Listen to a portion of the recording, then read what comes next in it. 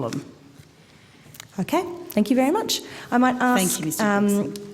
Thank you, Senator Kitching. I might ask a couple of follow-up questions, and that way I suspect we will be finished with transport, subject to anybody at the table telling me otherwise. What are the usual arrangements that are in place between government and airports regarding the costs of operating and maintaining screening equipment? That's an industry responsibility, Senator. Which bit? So, operating and maintaining are both industry responsibility? That's right. Okay. With the exception that in the last budget, the government decided to provide regional airports with $50.1 million to help with the initial purchase of equipment.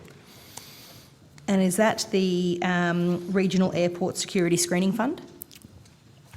I don't have the name before me, Senator, but I'll ask Ms Holborn to come to the table, who knows these details better than me. Okay, sure.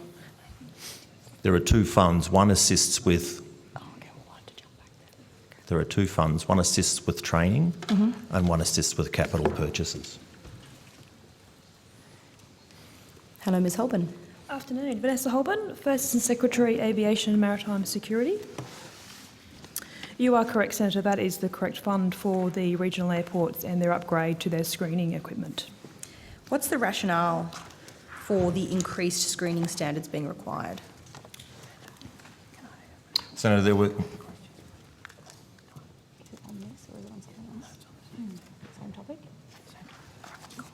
There was a report prepared by the Inspector of Transport Security in 2017 following the disrupted plan at Sydney Airport in that year.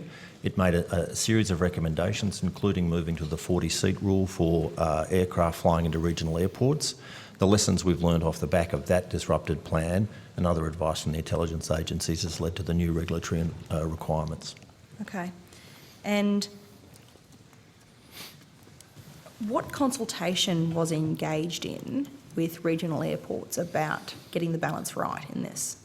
So, Senator, we've had we've consulted with regional airports over many months, and as recently as last week, we continue to talk to airports. I think there's another consultation forum in the first week or so of November.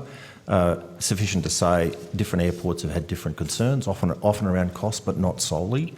And we've done what we can to put only the minimum required security in place to meet what we think is a changed risk environment. And how will this funding operate in a practical sense to ensure that regional airports improve their security, and how does that contribute to national security? Do you want to do that? Senator, so the process is that they apply through the AusIndustry Grants Hub. It's an application process. The Grants Hub will assess their application, and the $50.1 million is then apportioned to those eligible airports that have applied for the funding. Okay, and how does that contribute to national security? So in terms of the Inspector for Transport Security's recommendations, noting that through upgrades of screening equipment, we can assure ourselves that the prevention of unlawful interference will endeavour to ensure that we continue our security measures to mitigate those risks. To cut through the management speak, what's the risk if we don't do this? So, Senator, let me try and help you. The upgrade will provide more sophisticated technology to identify risks that come through the screening points. We hope that over time people will move through faster. So you may well get a dual benefit here where the technology will pick up more items than it has previously and the flow of people will be faster. Okay.